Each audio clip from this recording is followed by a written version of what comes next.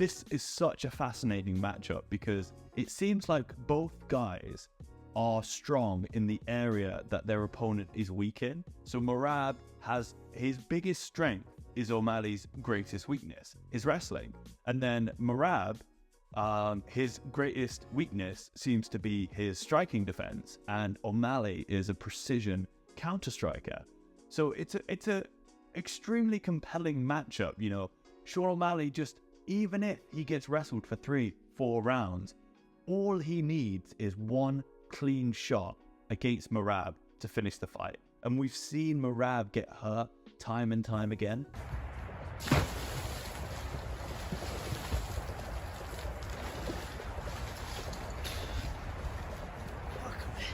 Against Cejudo, against Moraes. So I know that the team of Sean O'Malley with Tim Welch, he's going to be preparing for this. Like, they're going to be doing grueling wrestling camps, that he's going to be working on counter-striking, fighting shorter combat sambo wrestlers, which there are plenty of. But there are very few strikers with the footwork, technique, speed, vision of Sean O'Malley. Get coming, guaranteed. He's very much a unique fighter, and I think trying to mirror him is going to be very difficult. I think one of the biggest keys in this fight for Sean O'Malley to win is the team. If you look at the team of Merab Dvalishvili, it's Ray Longo and it's Matt Serra. No, you are a jerk. And these are the old generation of MMA fighters. So that nuance in the footwork and the distance, you know, with the best fighters in the world at the moment, like Alex Pereira and Israel Adesanya, they came to rise because of the subtlety and the focus on footwork, distance, and just precision counter-striking. And I think this is something that the old school of MMA doesn't focus on. And you saw it in the Aljamain Sterling fight. He couldn't close the distance on Sean O'Malley because he didn't understand the footwork. Sean O'Malley is leaps and bounds ahead of Merab Dvalishvili when it comes to the striking and it comes to the footwork and the distance and the precision. Little snap, front kick. So also defense, snap, kick. Try it, let me know.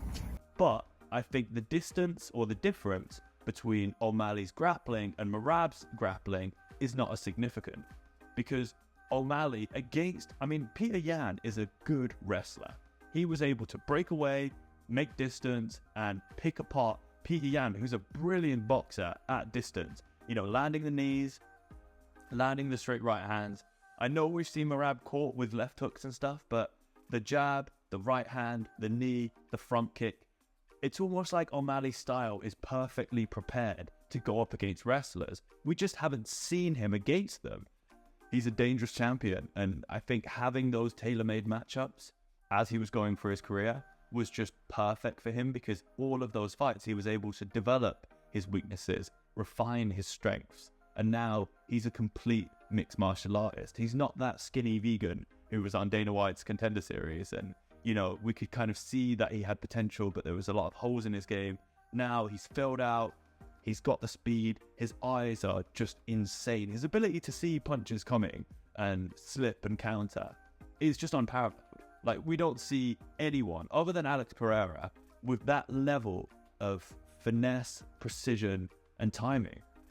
You know, fighting mainly strikers, guys that aren't even in the top 15, and beating them handily. Like, yeah, fair play. He's looked brilliant in his fights, but he's fighting much, much lower competition. Whereas you look at Merab, Jose Aldo, Peter Yan, Marlon Moraes, like, he's fighting Henry Cejudo. He's fighting the best of the best. So you have to give some credit to Merab. And I think this is just one of those things where we're going to find out whether Sean O'Malley really does have the wrestling defense that we think he does.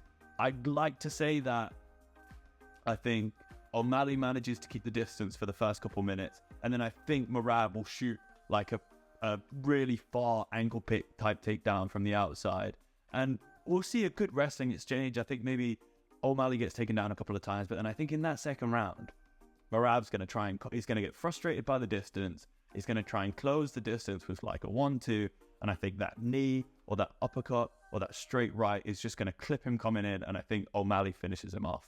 I'm going to go with Sean O'Malley by a second round TKO in this fight. So if you enjoyed this video, make sure to subscribe, like, and leave me a comment and let me know who you think is going to win the fight on Saturday night.